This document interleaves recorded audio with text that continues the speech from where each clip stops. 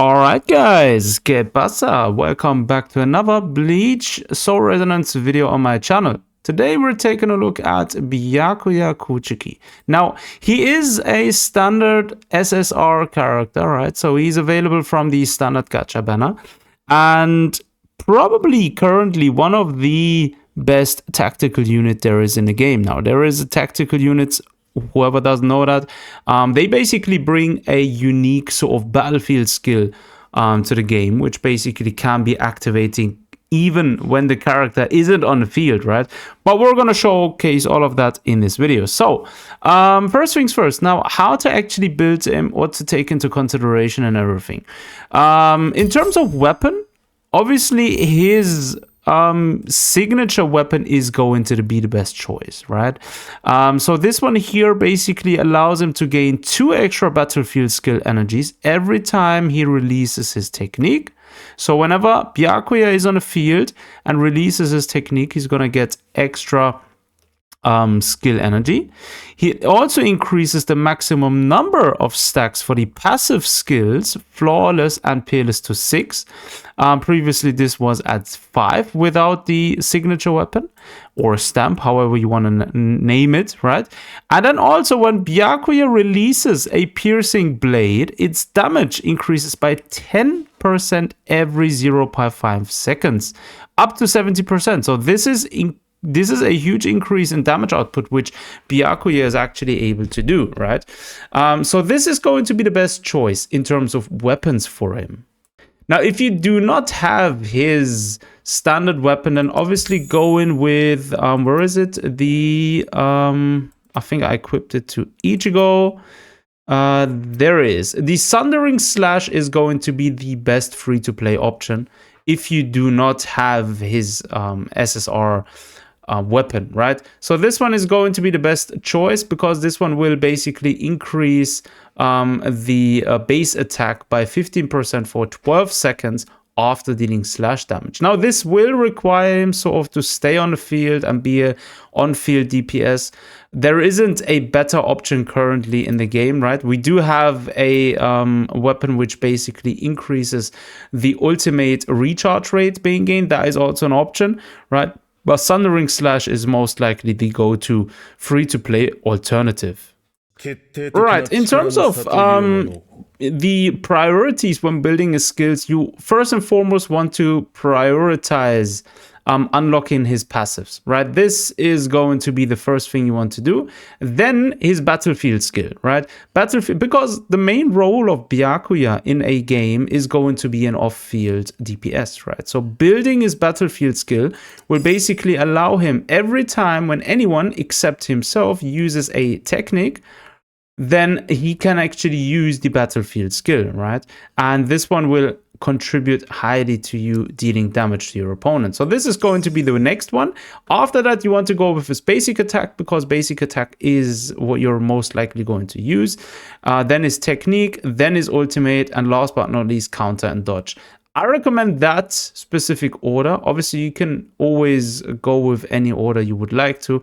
I usually just level everything very evenly anyways, right? But in terms, if in case you want to prioritize specific skills and maximize your progress, then obviously going with that which is needed is going to be the best choice.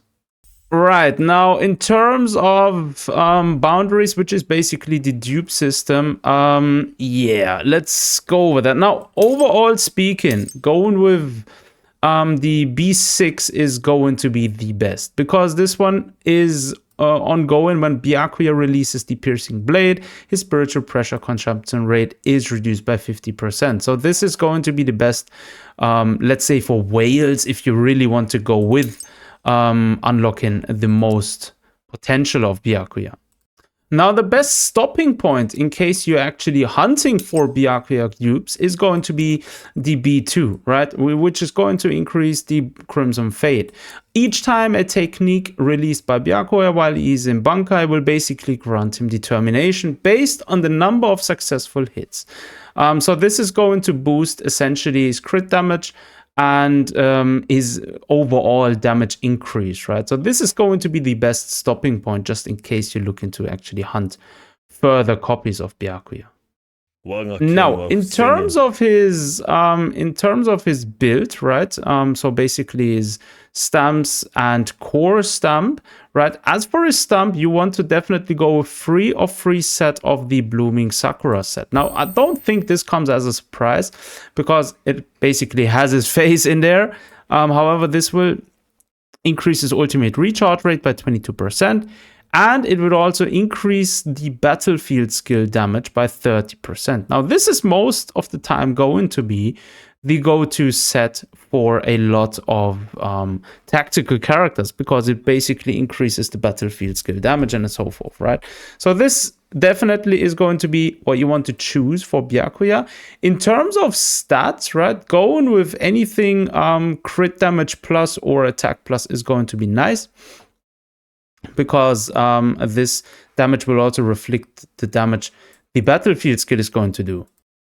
Anything else is really a waste. I'm not gonna lie, it's really a waste, but getting good rolls on stats is obviously not as easy as being said. Now, in terms of the core stamp, I recommend actually going with It's My Turn Now. Obviously, if you have his if you have a specific core stamp which applies to Byakuya, then that's the way to go. However, this one's going to be the best one because after releasing an ultimate, the entire team gets a 6% boost for a base attack, which lasts for 25 seconds. So this is going to be bringing the most utility to the entire team. Going with the free-to-play I've Been Waiting For You is also not too bad, right? Using any attack increases the damage of the next ultimate by 2.5% up to 20 times. This isn't too bad because you are going to use the ultimate of Byakuya if you want to play more offensively. But if you want him to take more of a supportive role, then going with this one would be the best choice. All right, now team synergy.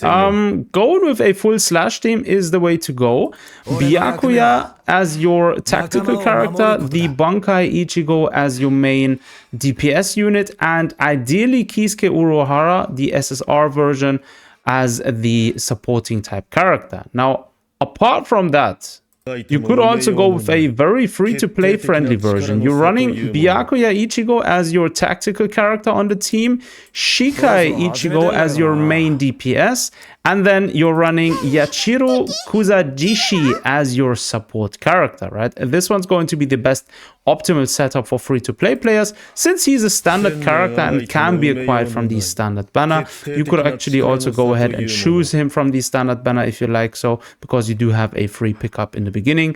So yeah, that's going to be the best teams for Byakuya Kuchiki. Alright, now let's take a look at a bit of a gameplay from Byakuya. Now, as you can see, the rotations usually going to be you want to start with Byakuya, let him use his skill, then switch to another character, use their technique, right? Which allows you to then utilize the battlefield skill each time. So every time another character apart from Byakuya uses their technique, the battlefield skill gets activated. As you can see, it does a lot of damage. Again, we can utilize it here, we can activate it one more time. And the last time will actually bring him to the field, which allows you then to deplete all of your battlefield points, battlefield skill points, and then the whole rotation starts again, right? That's essentially the way you always want to run Byakuya in any given team, right? Now let's actually see if we can gather enough energy to actually start charging up our ultimate for Byakuya in this fight. Again, we did it here. Now we're again back to square one, running again with our technique, attacking, then switching out, back to another character, utilizing technique, grabbing a hold of the ultimate skill. I think we're gonna finish him off here with Ichigo, but oh yeah, I was just gonna activate my ultimate with Byakuya. Unfortunately, we weren't quick enough. Let's try this one more time. Alright, another match. Let's actually go ahead and start building up. Right, so again, rotation. We've started with Byakuya.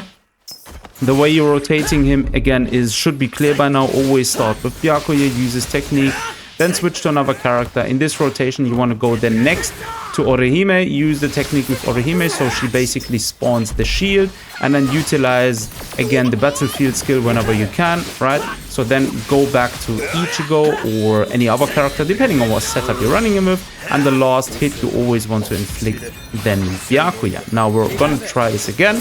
Again, technique run, switch over to another character. Our shield is still active, now it's depleted, hence Orihime is coming onto the field.